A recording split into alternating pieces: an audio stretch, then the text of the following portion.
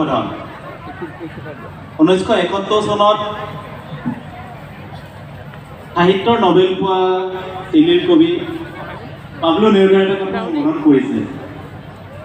তেওঁ কৈছিল তোমালোকে সকলোবোৰ ফুল কাটি পেলাব পাৰা, কিন্তু তথাপিও বসন্তৰ আগমনত তোমালোকে বাধা দিব নোৱাৰা। মোৰ প্ৰথম কবিতাৰ শিৰোনাম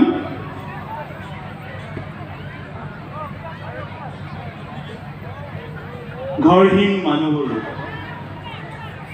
ঘৰ নোহোৱা মানুহবোৰৰ ওপৰত লিখিছিলোঁ। কবিতাৰ শিৰোনাম ঘৰহীন মানুহবোৰ। শীতৰ খেতা পৰা মুখ মৌন হৈ থাকে ঘৰহীন মানুহবোৰৰ। ৰ'দৰ কোনো উমঘাম নোহোৱা বতৰত তেওঁলোকে ৰ'দ বিচাৰি হাইৰাণ হৈ থাকে। ঘৰহীন মানুহবোৰে ৰাতি কাটি কৰি নিজাকৈ ঘৰ এটাৰ কথা ভাবি থাকে।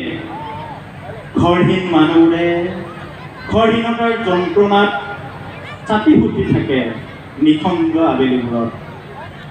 ঘৰহীন মানুহবোৰৰ নিজাকৈ এটুকুৰা আকাশ নাথাকে নিজাকৈ নিমখীয়া উষ্ণ পেলাব পৰাকৈ